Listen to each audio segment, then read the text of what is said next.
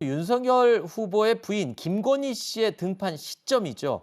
일찌감치 링에 오른 이재명 후보의 부인 김혜경 씨와는 달리 아직까지 모습을 드러내지 않고 있는데요. 윤석열 후보는요, 부인 김건희 씨의 등판에 대해서 이런 말을 했습니다. 제가 오늘 집에 가서 제 처에게 한번 물어보겠습니다. 그래서 뭐 거기에 대해서는 뭐 지금 1년 6개월간 특별수사팀에서 뭐 수사를 하고 있는 것 같은데 뭐 거기에 대해서 제가 언급 안 하겠습니다. 자, 김건희 씨는 몇 가지 의혹 때문에 검찰 수사를 받고 있던 중이었죠. 이 김 씨가 운영하는 전시기획사가 기업으로부터 불법 협찬을 받았다라는 혐의를 받고 있었는데 이에 대해서 검찰이 2016년 전시회에 대해서는 무혐의 처분을 내렸습니다. 자, 이렇게 되면 이수희 변호사님, 예. 윤석열 후보 입장에서는 지금 검찰의 무혐의 처분이 일단은 뭐 부인 김건희 씨가 등판하는 데 대한 부담감 뭐 이런 것들 좀 더는 데 도움이 됐겠다 이런 생각이 드네요. 물론요. 그런데 이제 제일 큰 건 도이치모터스 아마 그렇죠. 주가 조작 의혹일 텐데 그것이 이제 그 무혐의 처분이 나면 좀 상당히 홀가분해질 걸로 보이고 뭐 그 외에 여러 이제 그 뭐 유튜브 상에서는 여러 말들이 있지만 아마 후보 배우자께서는 적당한 시점에 등장을 할 걸로 보이고 또 제가 듣는 얘기로는 상당히 소탈한 성격이고 그리고 만나본 분들은 다들 좀 긍정적인 반응들을 하세요. 그래서 민주당에서 기대하는 뭐 배우자 리스크는 의외로 없을 수 있다라는 그런 말들도 많이들 하시더라고요. 네. 하지만 민주당에서는요, 지금 비판의 목소리를 높이고 있습니다.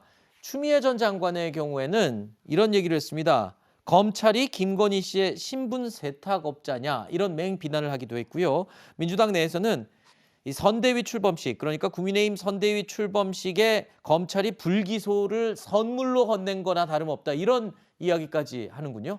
민주당 입장에서는 아무래도 검찰 수사가 진행 중인데 네. 일부 무혐의 처분을 내렸으니까 좀 불편한 반응이 나오지 않나 이렇게 생각되고요. 무혐의 처분을 내린 이유가 공소시효가 지났다고 하는 거거든요. 그러니까 일부러 그때까지 기다렸던 거 아니냐 뭐 이런 얘기까지도 나오고 있는 상황이기도 합니다. 근데 뭐 김건희 씨가 언제 등판을 할지는 사실 알기는 어려운데요. 네. 임태희 총괄 선대본부장 얘기하는 것처럼 커튼 뒤에 당분간 있을 거라는 식의 얘기를 하고 송영길 민주당 대표는 오늘 그러면 수렴청정이냐? 수렴이라는 게 이제 커튼 뒤에 있는 거니까 네, 네. 뭐 이렇게 또 얘기하기도 하는데요. 뭐 모습을 드러내겠죠. 드러내는데 지금 드러내지 않고 있다고 하는 얘기는 앞서 이제 이재명 후보 얘기도 제가 그 얘기도 했지만 나오는 게 지지율에 도움이 안 된다는 판단을 하기 때문에 안 나오는 거 아니겠습니까?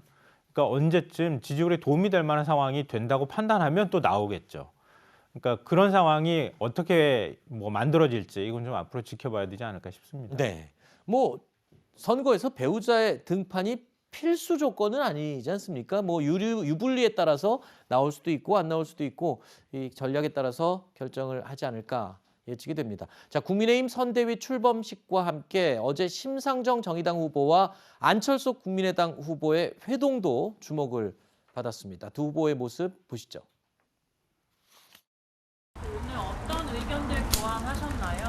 편하게 여러 얘기 나눴습니다. 지금 이 양당 정치가 우리 시민들의 삶을 어렵게 하고 있는 적폐다 이런 데 인식을 같이 했고 양당 체제를 극복하고 민생 정치, 미래 정치를 복원하기 위해서 할 수 있는 여러 정책적인 협력을 하기로 했습니다.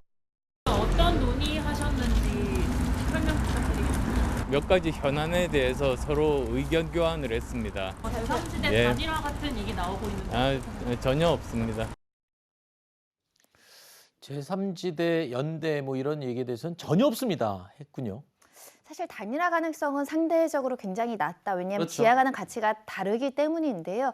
제3지대를 원하는 국민들이 있습니다. 양당 어떤 체제에 대해서 조금 회의적인 분들이 있는데 문제는 좀 새로운 아젠다나 정책적인 제안을 할 수 있는가의 부분인데 이번 모임 만남에서도 사실 쌍특검 이야기를 했다라는 것은 이미 이제 특검이 시간상의 문제로 사실상 현실적으로 이루어지기 어려운 아젠다를 던지기 때문에 그만큼 주목을 못 받는 게 아닐까라는 생각이 들어서 제3지대로 주체로서 새로운 정책, 양당에서 이야기하지 않는 새로운 방향에 대한 어떤 그 설계 이런 것들이 꼭 필요하지 않을까 아쉬움이 있습니다. 네, 알겠습니다.